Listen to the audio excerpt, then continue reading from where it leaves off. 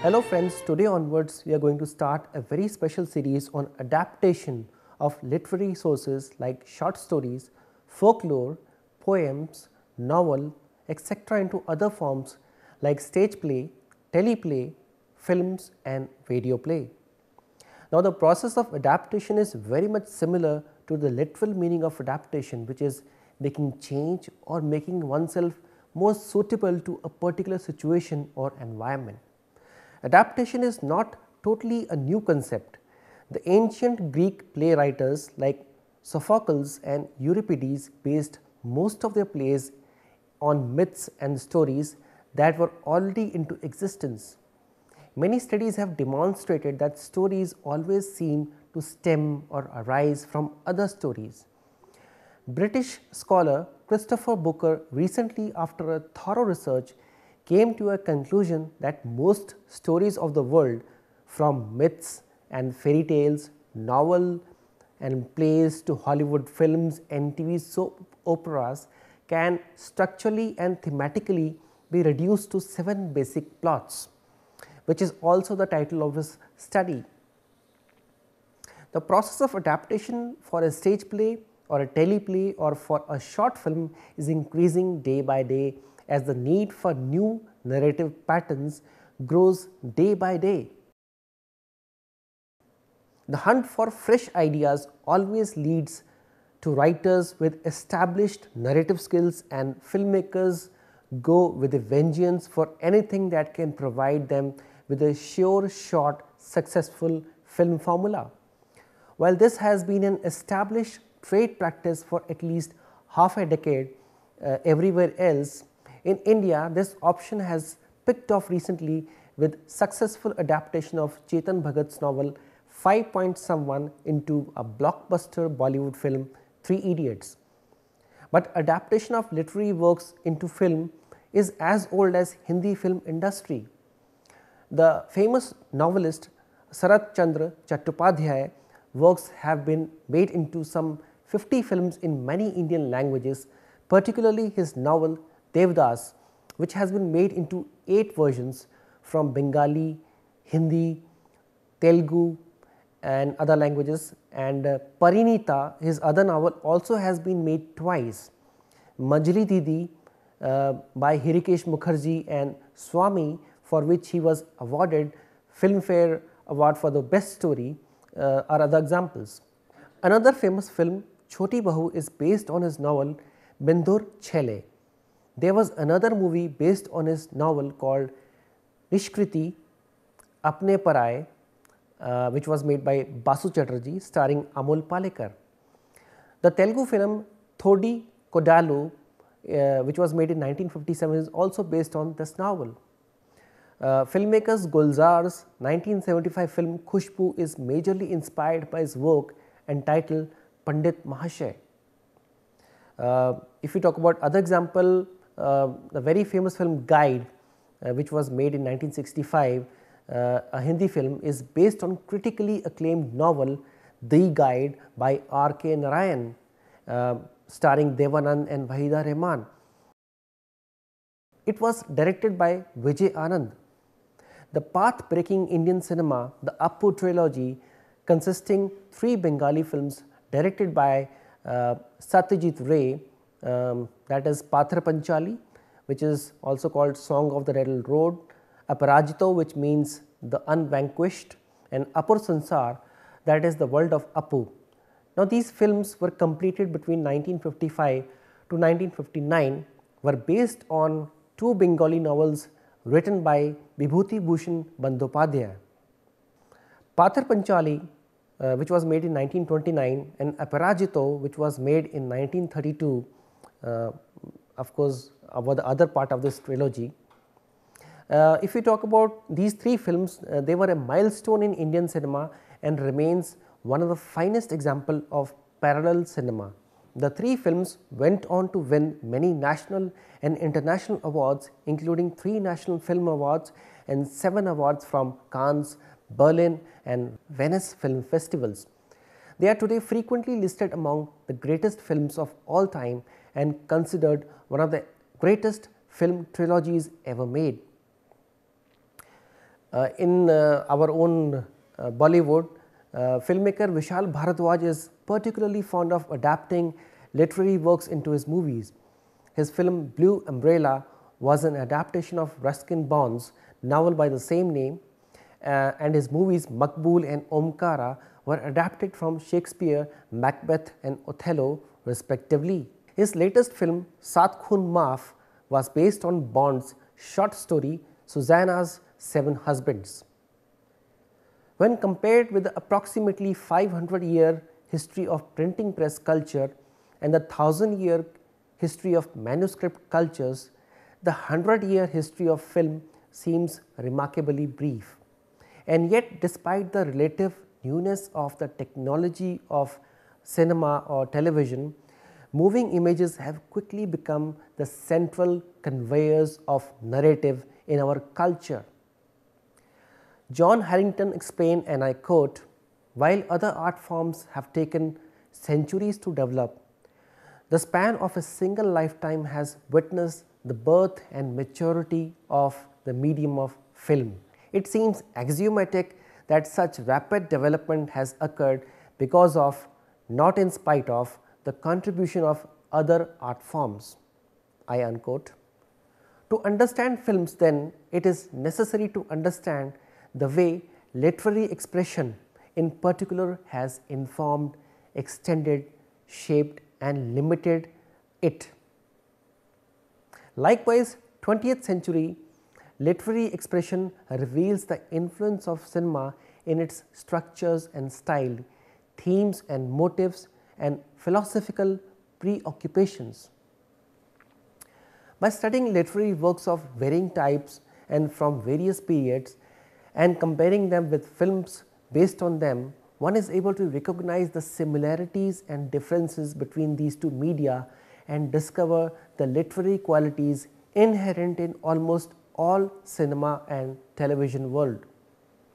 Popular film as we know it is essentially the result of applying the convention of cinematography to the convention of fiction, which is short story, novella and novel, and of course drama. The difference between a novel or play and the movie based on it often arise from the demands placed on the materials by the conventions imposed by the art form or by the expectation of an audience concerning that art form. By studying the art of film adaptation or to other media like television, we are necessarily forced to make distinction about art forms being adapted and doing the adaptations.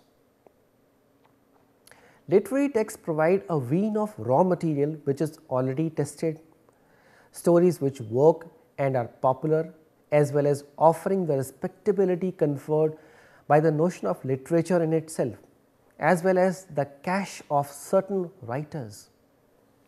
The enterprise has commercial aspects too. It is safer to buy the rights to a work than develop original material. Films that are adaptations are generally popular and successful. The biggest box office successes and of course, the biggest successes on television tend to be adaptations. Since the Oscars began in 1927-28, more than 3/4 of the Best Picture awards have gone to films which are adaptation of novels or the literary text. For example, Lord of Rings, City of God, Chocolate, La Pianiste, Girl with the Pearl Earring, The Constant Gardener, Brokeback Mountain and many other well known film titles from the past years. They have one thing in common: all of them have literary sources and they are film adaptation of novels or short stories. According to Arne Engelstad, a film studies scholar, the reason movie makers desperately seek good stories from literature are many. First, there is the bestseller argument. Filmmaking is an expensive and a very risky business. To base one's film on an already well-known best-selling book is a guarantee that adaptation will benefit from this and attract numerous audience. Even if the film or the television product turns out to be a disappointment, it will still avoid becoming a disastrous financial flop. Secondly, there is the prestige involved in the film's close relationship to literature, especially literature by authors of high standing. Nearly from the very beginning of film history, young medium has tried to get away from the label of light and superficial entertainment by making alliances with far more respectable medium of the written word. Last but not least, one major reason why films are based on books is simply that best stories often are to be found between covers of a novel or a short story. In spite of numerous classes and courses and a vast production of manuals and handbooks in screenplay writing, there are still far too few top quality screenplays originally written for film or television. The film industry will probably have to depend on novels and short stories in times to come. For those among us who work with the book into film process in educational context, this is a very comforting fact. It means that also in future there will be produced a lot of useful material for adaptation studies. Now let us first summarize the needs of the various media in which it is going to be adapted.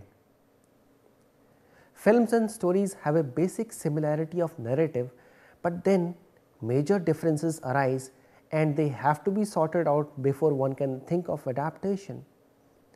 Films and teleplay are primarily visual in content and developments needs to be shown rather than recounted.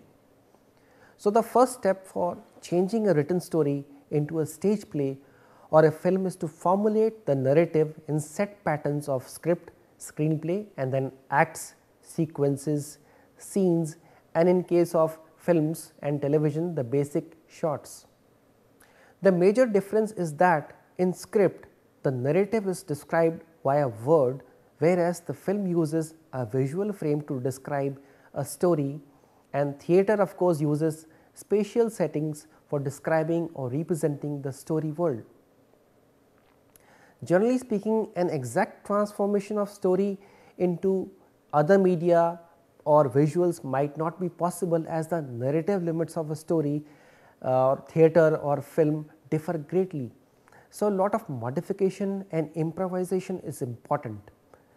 The important thing to keep in mind is that as a filmmaker or a theatre director or as a radio director, if you are looking forward to adapt a story for a medium, then understanding the soul of the story is more important, and you can add your creative inputs to further refine the story according to the need of your medium. If you talk about the film Guide starring Devanand and his character in the film Raju, the character meets a celebrity death surrounded by his near and dear ones and media with the rain ending the drought in the village.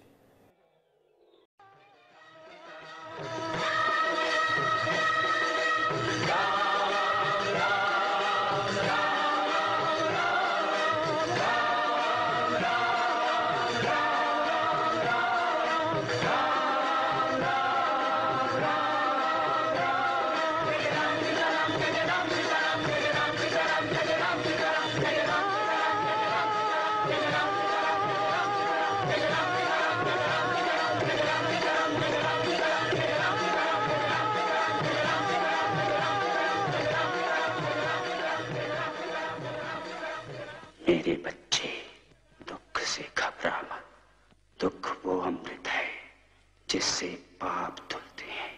However, in the novel by R.K. Narayan, this event had an unclear ending about his death or the end of the drought. So, as discussed earlier, you have to stick to the soul of the short story or the novel while adapting to the narrative need of your respective media. Now, we have discussed the basic nature of adaptation, and we now endeavor to understand the cardinal differences between these media and how we can overcome them for coming up with an impressive presentation. Let us talk a bit about literary adaptation into works of theatre. The novel is defined as a long narrative and literary prose. The short story has a limit to its length, traditionally less than 20,000 words. Then there is novella, a shorter form of novel. We can also have a saga, something nearer the epic but in prose. How old is the novel though? The first known reference is the Sanskrit novel Dasakamara Charitra by Dandi in the 6th century. But the most famous reference is Sanskrit Kadambari by Banabhatta in the 7th century. In fact, novel became popular and widespread only after Johannes Gutenberg invented the letterpress printing press in 1430. So, the novel is a comparatively modern phenomenon. The earliest reference to drama on other hand is Egyptian. The sacred plays of the myths of Osiris and Isis in 2500 BC.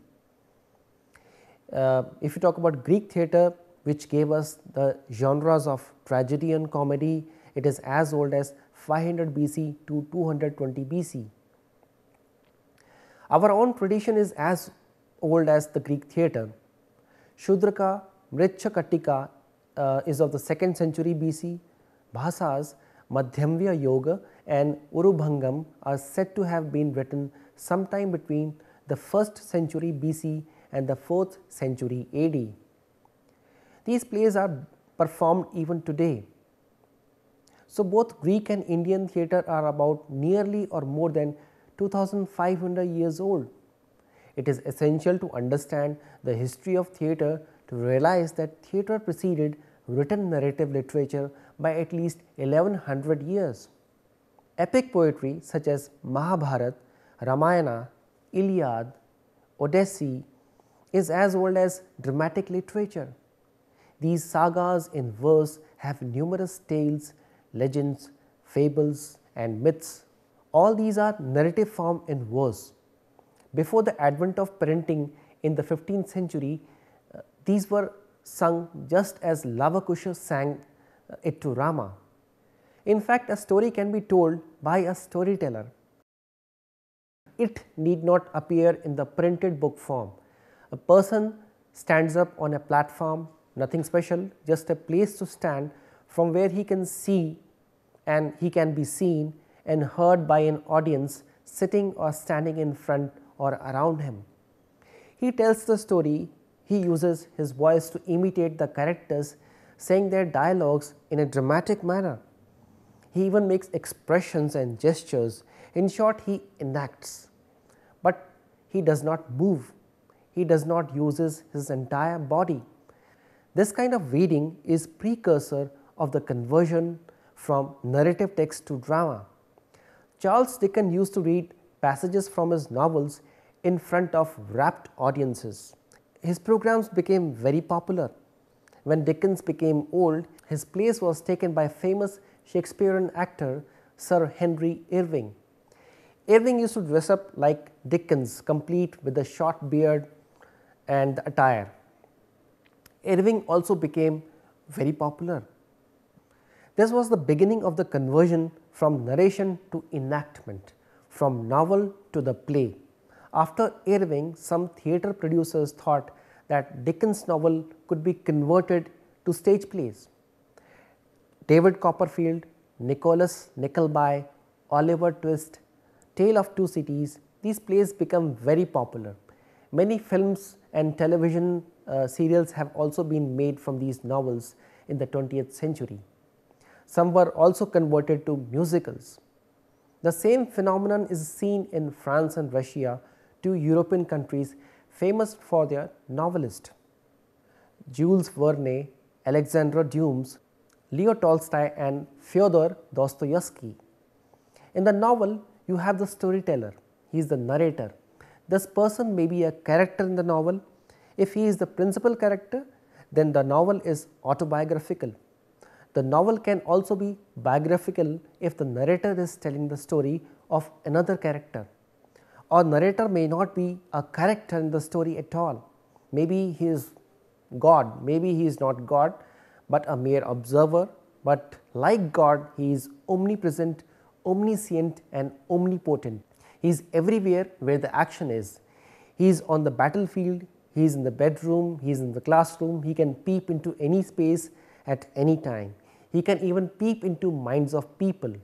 He describes, he narrates, he reveals the innermost thoughts of each and every character, either generally, which can be very boring, or selectively, which can be very enriching. The novel is usually like a running commentary. It is all in third person singular, either past perfect or present continuous. It can also be in the first person, but a play is like the real thing. The reader of the playtext or the audience is in the shoes of the storyteller. He is omniscient and omnipresent. In the novel, the novelist peeps through the roof, and in the play, the audience peeps through the missing fourth wall. The description is replaced by actual thing, not bricks and mortar, but cardboard and canvas, not natural light, but artificial light, not real people, but actors, wearing not real clothes, but costumes, sporting not real beards, but wearing false ones. The novel remains on paper and is hence the false thing. The play comes out live, but is also the false thing. A play has the limitation of the stage, and sets have limitations. Sets cannot be changed easily and frequently, and this has given birth to the idea of scene. The scene is a theatrical unit in terms of locale and time. Scenes make up the act. One act, one scene was a device of convenience. Of course, film or television has the liberty to change scenes and set more often or frequently. Now we again talk about conversion of literature into motion picture or television. Ancient poetry like Ramayana and Mahabharata have been successfully translated into stage plays, teleplays and films. Our folklore poems like Heer Ranjha, Soni Mahiwal, Mirza Sahiban have been several times interpreted into theatre plays and films and of course television. Poems can be a good source of literary adaptation in case writers are able to decipher the narrative embedded in their verse. Here are some of the films which have been adapted from poems: The Bells, Beowulf, Braveheart, Cassie at the Bat, The Castilian, The Charge of the Light Brigade, Evangeline, Ganga Din, The Man from Snowy River, The Odyssey, Old Ironsides, Percival, The Setup, Ulysses, The White Cliffs of Dover, The Wild Party. To summarize, we have discussed the process of adaptation for converting a literary source into a film and teleplay, and of course into theatre. We have discussed the differences between media and the various approaches to adaptation taken by various filmmakers. I would urge you all to stay tuned because we are going to discuss much more on the fantastic process of adaptation. Thank you so much for watching.